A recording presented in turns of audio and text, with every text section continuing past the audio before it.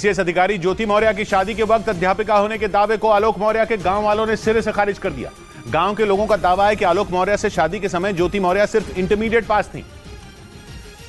जबकि कुछ रोज पहले ज्योति मौर्य और आलोक मौर्य की शादी का एक कार्ड सामने आया था जिसमें ज्योति मौर्य के नाम के नीचे अध्यापिका लिखा दिखाई दिया था। लेकिन आलोक मौर्य के गांव के लोगों का कहना है कि ज्योति मौर्य शादी के वक्त सिर्फ इंटरमीडिएट यानी 12वीं पास थी। मतलब वो शादी के समय टीचर नहीं थी और न ही किसी सरकारी नौकरी में थी। वास्तव में जब संतुलन जब तक था तब तक तो ठीक था। वो भी इंटरमीडिएट पास थी, उसका भी परिवार गरीब था। 2010 में यूपी के आजमगढ़ के रहने वाले आलोक मौर्य की शादी वाराणसी की रहने वाली ज्योति मौर्य से हुई थी।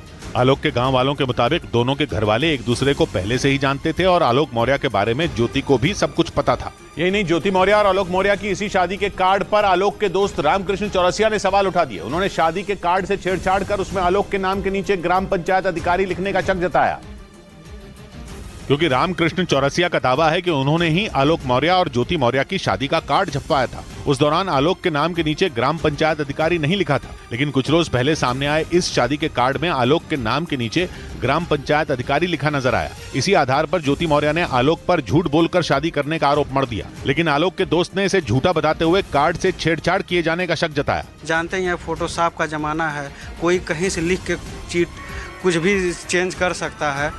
रामकृष्ण चौरसिया ने ज्योति मौर्य के आलोक पर लगाए गए सारे आरोपों को खारिज कर दिया। उनका ये तक कहना है कि ज्योति मौर्य किसी के बहकावे में आकर आलोक पर झूठे आरोप लगा रही हैं।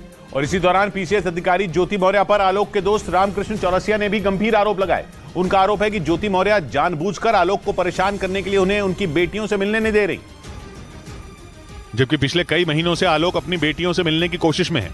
वो लगातार पत्नी ज्योति मौर्य से उन्हें उनकी बेटियों से मिलने देने की मिन्नतें कर रहे हैं। लेकिन आलोक के दोस्त रामकृष्ण चौरसिया का आरोप है कि ज्योति मौर्य उन्हें बेटियों से भी मिलने नहीं दे रही। मिलना तो दूर, वो उनसे बात तक नहीं करने दे रही। बच्चों को मिलने दिया जाए, वो दोनों बच्चियों से मिलने के लिए काफ़ी परेशान थे, जिसलिए हमने भी रिक्वेस्ट किया कि मिलने दिया जाए, बात करने दिया जाए। रामकृष्ण चौरसिया के मुताबिक 1.5 साल पहले तक आलोक और ज्योति के बीच में सब कुछ ठीक था। उनका आरोप है कि जैसे ही ज्योति के नए दोस्त के बारे में आलोक को जानकारी हुई, दोनों के बीच बात बिगड़ने लगी। आरोप है कि बाद में ज्योति मौर्य ने आलोक को उनकी बेटियों से दूर कर दिया, जिसके बाद थक हार कर आलोक ने मीडिया का सहारा लिया।